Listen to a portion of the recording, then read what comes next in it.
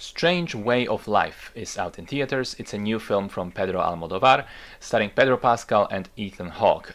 Interestingly, it's a short film. It's only half an hour long, but in the case of my showing, it was immediately followed by a pre-recorded interview between Anna Bogutskaya and Almodovar, where he explained a lot of the thought process behind this film and some of his other works as well. Great piece of additional context, and the interview was basically almost as long as the film itself.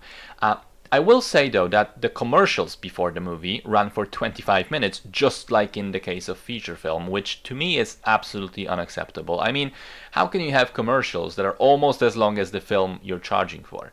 Anyway, the film itself is essentially just a couple of scenes in a Western setting where two middle-aged men meet after 25 years of not seeing each other and have to deal with what brings them together in the present, but also what connection they had all those years in the past, and how each of them feels about that. I thought it was interesting, but it feels unfinished, incomplete. Now, I know from Almodovar's explanation that he was essentially inspired by short-form theater in Spain, where single-scene plays are performed for tiny audiences in very small rooms. And in this case, everything revolves around the conversation scene in the middle, which he wrote first, and which is admittedly fantastic. But when the movie ended, I thought, wait, what? That's it?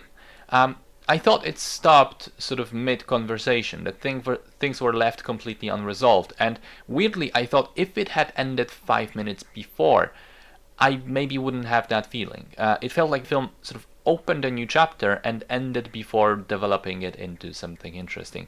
I will put it this way: it's interesting, it's well acted, and there are some fascinating shots here and there, but I don't think it's worth a trip to the movie theater. My take is, if you're into filmmaking and enjoy short forms, you can check it out at home when it becomes available online.